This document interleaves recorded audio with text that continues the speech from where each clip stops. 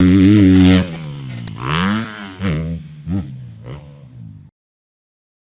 up, boys? Real GP here. I've got a quick question for you, Albert. I'd like to learn how to wheelie. I feel like it's going to help me gain greater bike control and fluidity when I'm riding if I can wheelie.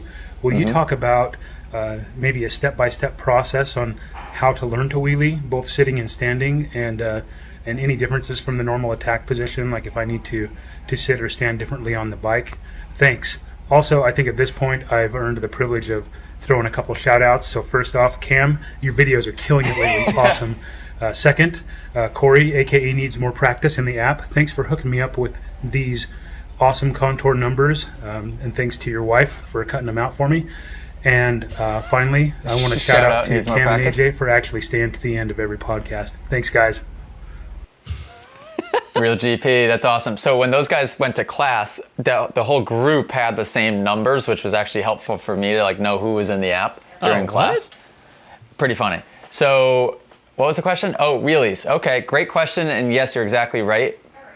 I think bike control, one major factor of bike control is knowing how to do a wheelie. So that starts with, you can argue me on this, but I probably started with some really slow speed stand-up wheelies is what I started with at first. First gear, basically a dead stop, pop the clutch, find that, just get used to just rup, and then all you're gonna do at first when you're not good at this is this, rup, boom, front end down, rup, front end down.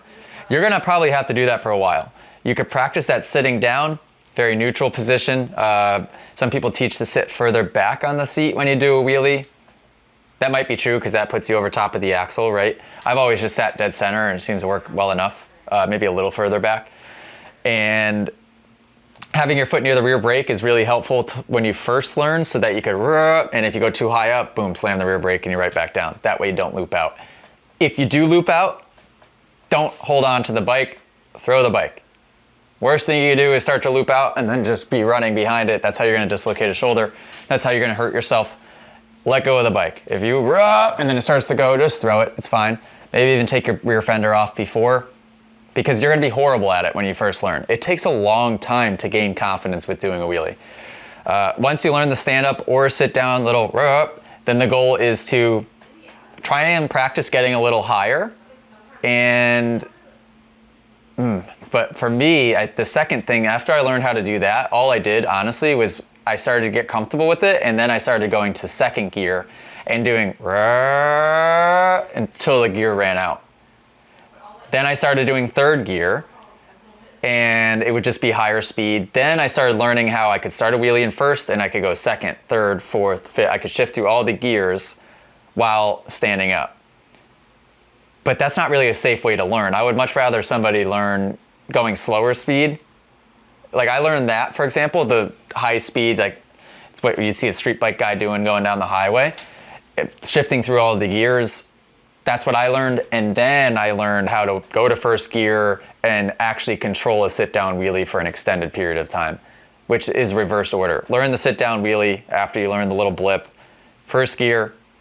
The safest way to learn is literally get to a stop before you take off so that you can do that clutch drop and not be doing it at a high speed. And just practice, be patient, because you're gonna be horrible. It's gonna take a while to get good at it, but practice it. You can also, when you get good at that, start wheeling across the tops of obstacles. When I would go to the track, that was one thing. I can't remember if my dad would have me do it or if I would just play a game with myself when I was out there. Any track I would go to, my goal was to try and see if I could wheelie every obstacle. So tabletops that became easy, there were some like step ups that were a little more difficult, like a step down would be even more difficult, or like huge doubles or triples where I had to wheelie in between. That was extremely difficult, but I would just make it a goal to see a whoop section or rhythm section. I'd have to wheelie the whole thing. That's obviously like when you get to a higher level of that, but it's translated to good bike skill. Like I can tire tap things, I can wheelie through whoops if I need to. It's made me a better rider. So, sorry, long-winded question or answer. Cam, you have anything to add to that, or how's your wheelie game? Is it any good? Nasty at fourth gear stand-up wheelies. cannot sit in slow wheelie to save my life unless I'm on a pit bike. My pit bike wheelies are getting better. Pit bike wheelies are Interesting. getting better. So you learned high speed wheelies first then as well. So I didn't, believe it or not. My very first bike was a Honda 80, CRF 80. Okay. Nice. I was a sit-down wheelie guy. I mean, this is when I was like 8 years old, but I was a sit-down wheelie guy. Could go forever, dude. My tire had no knobbies on it because it was just up and down the driveway all day, every day when I was a kid. Just straight up. I was actually good at them. I cannot sit down wheelie anymore. I don't know what happened. When I started racing, started riding, stopped doing wheelies. When I came back, I can only do them standing. It's kind of weird. I actually, in the pumpkin patch, was trying to do some slow and controlled, like get up, tap the brake. Yep. Learn from Takes scratch. a while to get good at it. It's easy to just do a couple and be like, oh, this isn't fun because I can't do it, and then just give up. You got to practice for a while, for sure. Yeah. Especially on the real GPs. But although slow wheelies on a two-stroke is actually quite easy. Yeah, because he was on an older Honda two-stroke. That might not be a bad bike actually to learn how to wheelie on. Yeah. So I will say this, shameless plug. Hunter did a slow wheelie tutorial video in the app, and it's very good, like very detailed. Is it? Okay. And Hunter great. is he can just drag fenders on a slow wheelie. Yeah, he's insane. yeah.